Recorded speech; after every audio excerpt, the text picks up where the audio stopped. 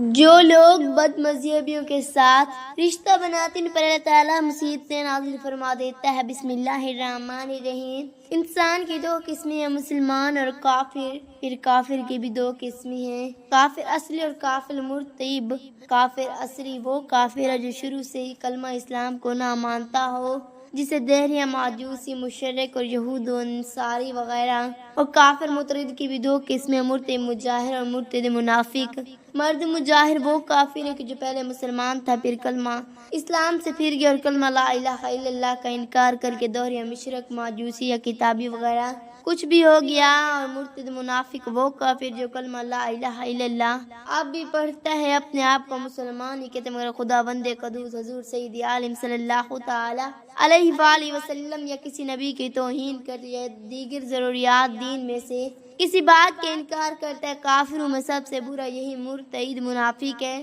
کہ مسلمان بن کر کفر سکھاتا ہے اور اللہ رسول جل جلالہ صلی اللہ علیہ وآلہ وسلم کو گالیاں دیتا ہے، اعوذ باللہ۔ اللہ تعالیٰ اور مسلمان کی بھی دو قسمیں، صحیح مسلمان اور گمراہ۔ صحیح مسلمان وہ ہے جو ضروریات دین کو تسلیم کرنے کے ساتھ تمام ضروریات اہل سنت کو بھی مانتا ہو، اور گمراہ مسلمان وہ بد مذہب ہے جو ضروریات اہل سنت میں سے کسی بات کا انکار کرتا ہو مگر اس کی بد تہذیبی حد کفر کو نہ پہنچی ہو۔ مسلمان جو بد مذہب ہے ان کے بارے میں رحمت عالم صلی اللہ تعالی علیہ وآلہ وسلم کو حکم جاننے کے لیے مندرجہ ذیل حدیثیں پڑھی۔ حضرت انس رضی اللہ تعالی عنہ سے مروی ہے کہ سرور کائنات صلی اللہ تعالی علیہ وآلہ وسلم نے فرمایا، جب تم کسی بد مذہب کو دیکھو تو اس کے سامنے ترش روئی سے پیش آؤ، اس لیے کہ خدا تعالی ہر بد مذہب کو دشمن رکھتا ہے۔ حضرت حذیفہ رضی اللہ تعالی عنہ سے روایت ہے کہ حضور صلی اللہ تعالی علیہ وآلہ وسلم نے ارشاد فرمایا، خدا تعالی کسی بد مذہب کا نہ روزہ قبول کرتا ہے، نہ نماز، نہ زکوٰۃ، نہ حج، نہ عمرہ، نہ جہاد اور نہ کوئی نفل نہ فرض۔ بد مذہب دین اسلام سے ایسا نکل جاتا ہے جیسے کہ گوندے ہوئے آئٹ سے بال نکالا جاتا ہے۔ حضرت ابو امامہ رضی اللہ تعالی عنہ سے مروی ہے کہ سرکار اقدس صلی اللہ تعالی علیہ وآلہ وسلم نے فرمایا، بد مذہب دوزخ والوں کے کتے ہیں۔ ان تمام احادیث کا خلاصہ یہ ہوا کہ سارے مسلمان میں بد مذہب سب سے زیادہ بری ہیں۔ ان سے خوش اخلاقی کے ساتھ پیش آنا جائز نہیں کہ خدا تعالیٰ ان کو دشمن رکھتا ہے اور ان کی کوئی عبادت نہیں قبول فرماتا، چاہے فرض ہو یا نفل، وہ جہنمیوں کے کتے ہیں۔ ان کی عزت کرنا مذہب اسلام کے ڈھانے پر مدد کرنا ہے۔ ان کا ہر طرح سے اسلامی بائیکاٹ کیا جائے گا، یعنی ان سے کسی قسم کا مذہبی تعلق رکھنا جائز نہیں ہے۔ ان سے سلام کرنا اور ان کے ساتھ اٹھنا بیٹھنا اور کھانا پینا جائز نہیں ہے،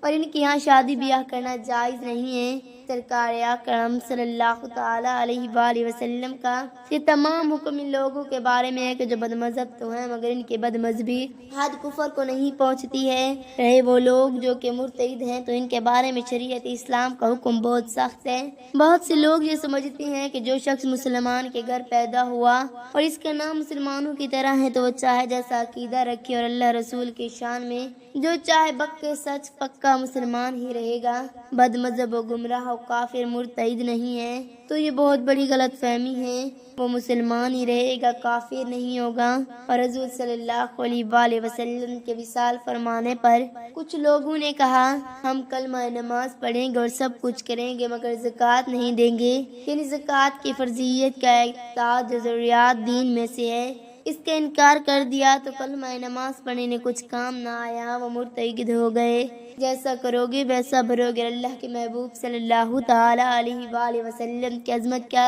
اعتقاد اہم ضروریات دین سے ہے، لہذا جو لوگ رسول اللہ صلی اللہ تعالی علیہ وآلہ وسلم کی توہین و بے ادبی کر کے ان میں کی عظمت کے انکار کر رہے ہیں وہ بے درجہ اول مرتد ہیں۔ کلمہ اور نماز انہیں مرتد ہونے سے نہیں بچا سکے گا۔ اللہ رسول جل جلالہ صلی اللہ تعالی علیہ وآلہ وسلم اولیاء کرام بزرگان دین کی شان میں غستاخی کرنے والا مرتد اہل سنت و جماعت کے یہاں شادی بیاہ کرنے کی زیادہ کوشش کرنا ہے، اس لیے کہ اس طرح وہ اپنے رشتہ داروں کو بے دین بنانے میں آسانی کے ساتھ کامیاب ہو جاتا ہے اور نام و نہاد سنی اللہ رسول اور بزرگان دین کی محبت کا جھوٹا دعوے دار کے دشمنوں کے یہاں رشتہ کر لیتا ہے۔ حالانکہ ان کے ساتھ شادی کرنا اور ان کا دروازہ کھولنا ہے، اس لیے کہ مرتد کے ساتھ نکاح جائز نہیں، جیسا کہ فتاوی عالمگیر جلد اول مطلوبہ مصرف میں ہے، مگر اللہ رسول اور بزرگان دین کے دشمنوں کے ہاں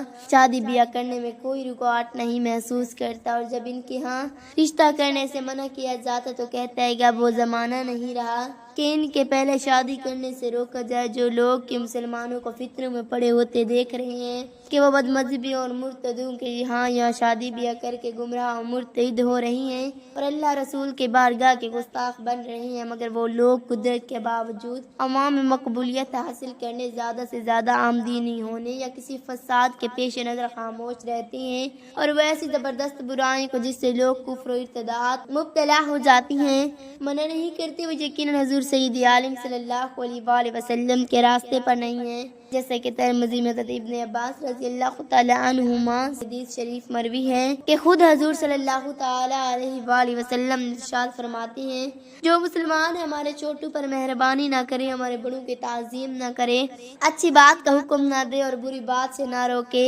وہ ہمارے راستے پر نہیں، اور اسے لوگ نائب رسول نہیں صرف عام کے عالم ہیں۔ گمراہی اور بد مذہبی سے بچانے، ان کو صحیح راستے پر چلانے کی فکر میں دن رات لگا رہتے ہیں، لہذا جو عالم ان کے نقش قدم پر چلے اور ان کا راستہ اختیار کرے وہی نائب رسول ہے، ورنہ دنیا کمانے کے لیے وہ صرف نام کا عالم ہے۔ اللہ پاک سے دعا ہے کہ اللہ پاک ہمیں تمام حدیث پر عمل کرنے کی توفیق عطا فرمائے، آمین ثم آمین۔ ناظرین کمنٹ باکس میں اللہ تعالیٰ کے 99 ناموں میں سے ایک نام ضرور ٹائپ کریں، شکریہ۔